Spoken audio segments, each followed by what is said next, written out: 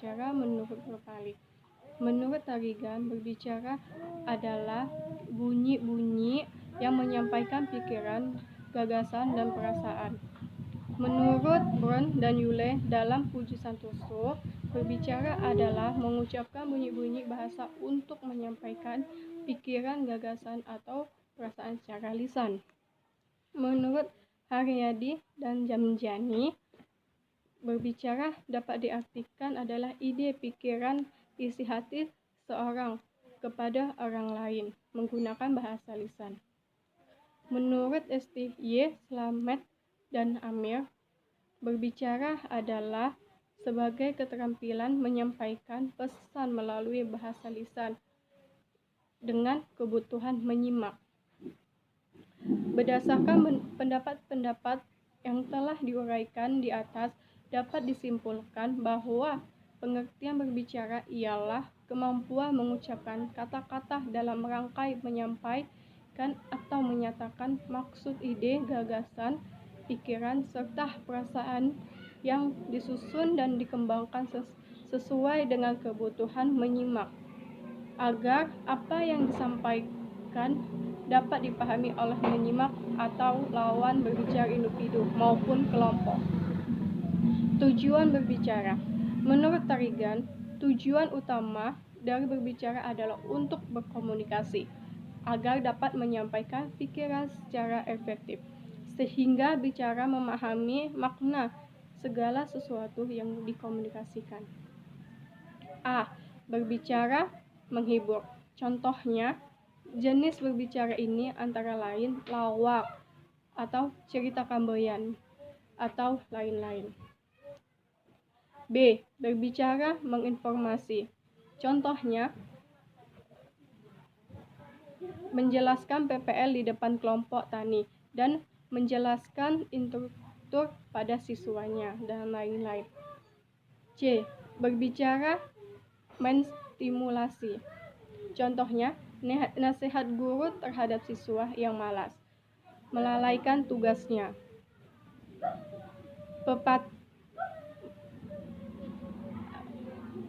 Nasihat ibu pada putri yang patah hati. Bicara meyakinkan.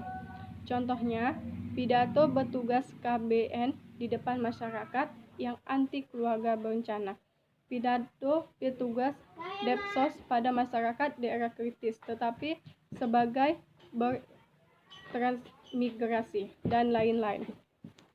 E. Berbicara menggerakkan. Contohnya, Bung Tomo dapat membakar semangat juang para pemuda pada peristiwa 10 November 1945 di Surabaya. Saya akan membawakan yang pertama, jenis-jenis berbicara. Jenis-jenis berbicara ini terbagi menjadi dua, yaitu berbicara satu arah, di mana si pembicara menyampaikan gagasan, pikiran, dan perasaannya kepada si pendengar tanpa ada hubungan timbal balik. Jadi tanpa ada tanya jawab di dalamnya. Contohnya itu seperti berpidato dan khotbah. Jadi di dalam pidato sendiri tidak ada tanya jawab di situ. Dalam khotbah juga tidak ada berdiskusi di situ.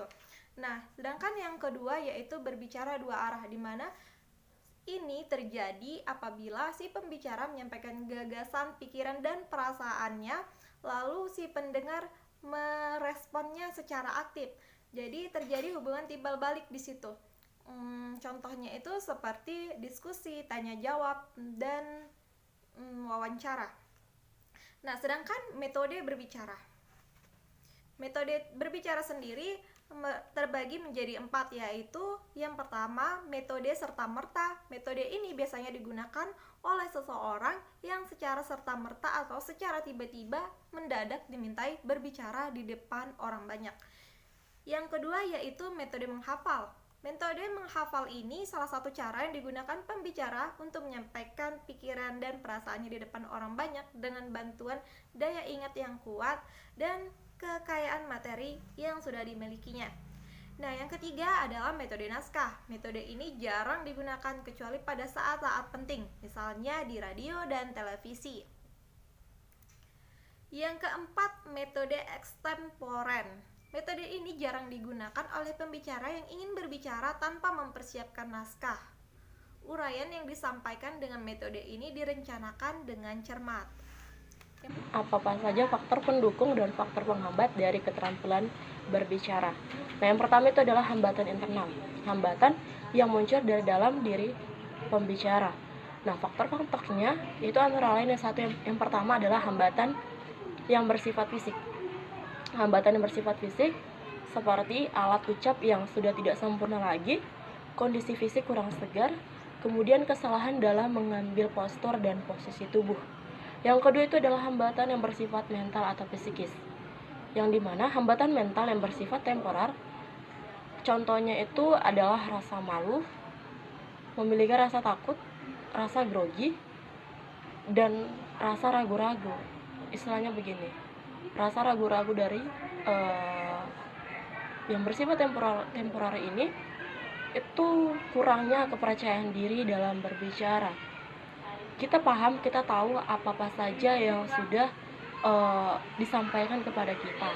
Kita ingin berbicara ataupun memberikan komentar, namun kita sendiri masih kurang percaya diri apa-apa saja, dan apa yang akan kita bicarakan kita malah merasa bahwasannya kita pasti bakalan salah dalam berbicara.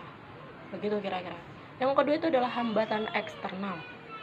Hambatan eksternal itu bersifat hambatan yang berupa suara, gerak, berupa cahaya, kemudian itu berupa jarak. Oke, baik.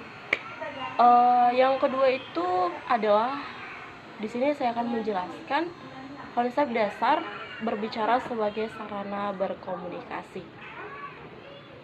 Yang pertama itu adalah berbicara dan menyimak adalah dua kegiatan resipokal. Ya. Yang kedua itu adalah berbicara sebagai proses individu berkomunikasi. Istilahnya kita berlatih dalam berbicara, mengumpulkan kosakata baru untuk apa-apa saja yang akan kita keluarkan dalam hal berbicara. Kemudian itu adalah tingkah laku. Dalam berbicara kita juga harus perlu yang namanya etika. Kita bisa memberikan ataupun menyampaikan. Baik, selanjutnya yaitu cara berbicara dengan baik dan benar. Yang pertama, awali dengan kalimat pembuka. Nah, kalimat pembuka adalah kalimat yang digunakan untuk membuka suatu acara atau untuk mengawali suatu pembicaraan. Contohnya, selamat pagi, salam sejahtera, dan lain sebagainya. Yang kedua yaitu menatap lawan bicara. Nah, di dalam berbicara, interaksi yang dilakukan melalui tatapan disebut mampu untuk menyatakan hubungan atau membangun hubungan emosional yang nyata. Anda dapat menyatakan maksud yang ingin Anda utarakan, sebab kontak mata dapat mengatakan lebih dari kata-kata. Yang ketiga yaitu menggunakan kalimat yang sopan.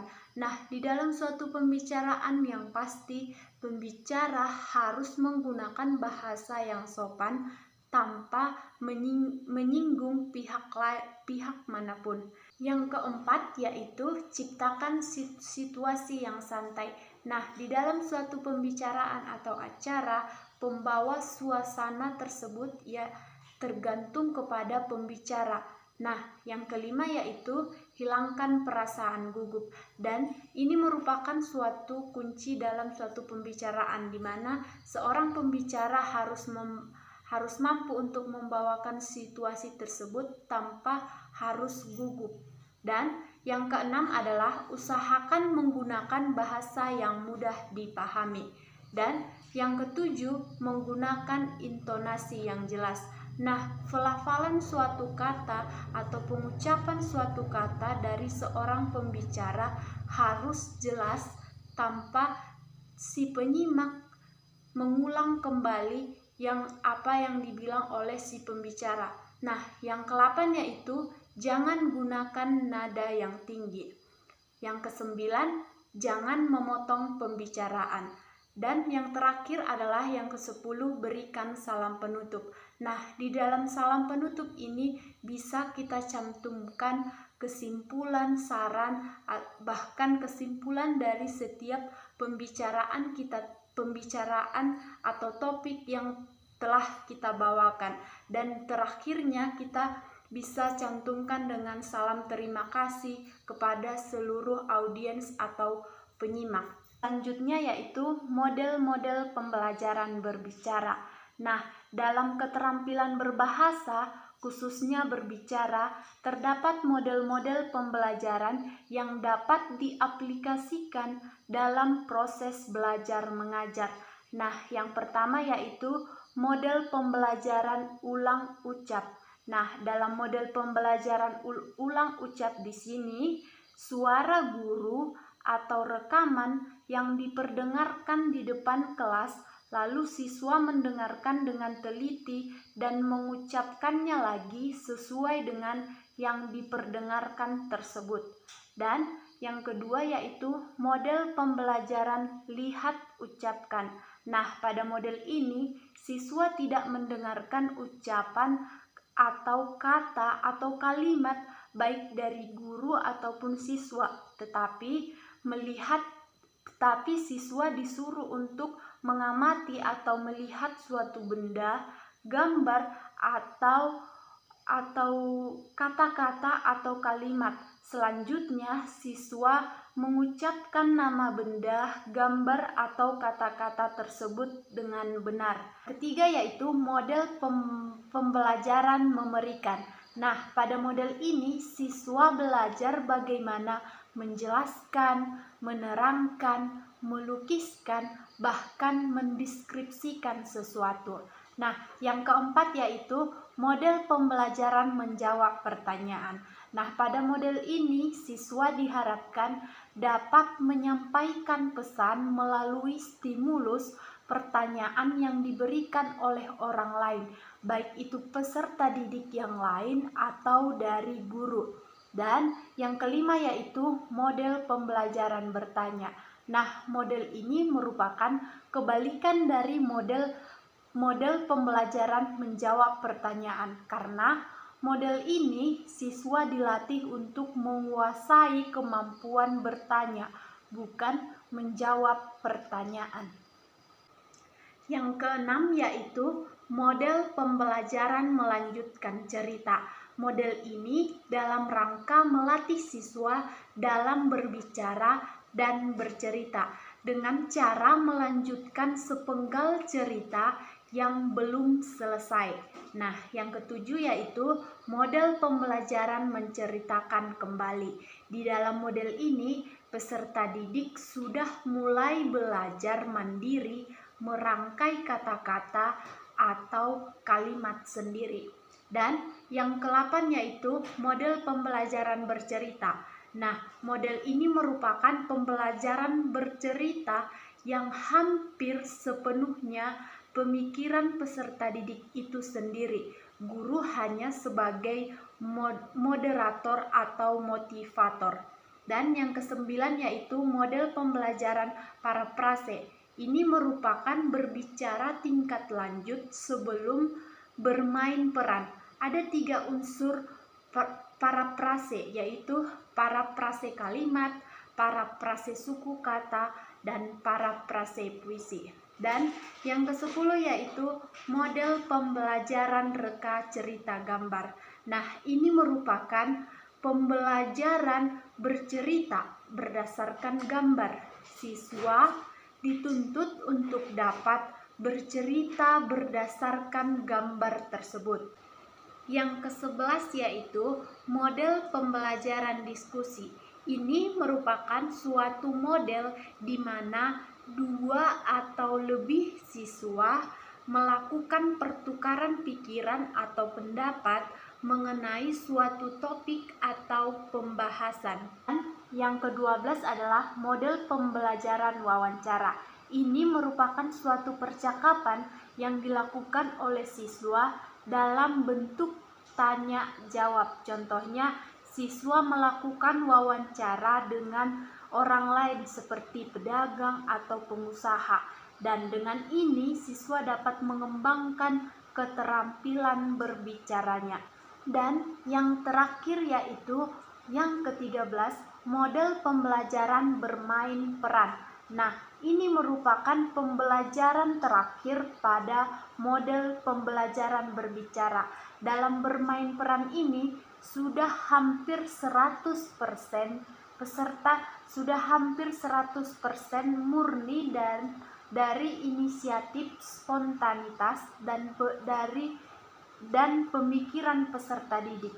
Dalam praktiknya, bermain peran ini menyerupai seperti sandiwara atau seperti drama, hanya saja bentuknya masih lebih kecil atau sederhana dalam jangkauan seperti peserta didik.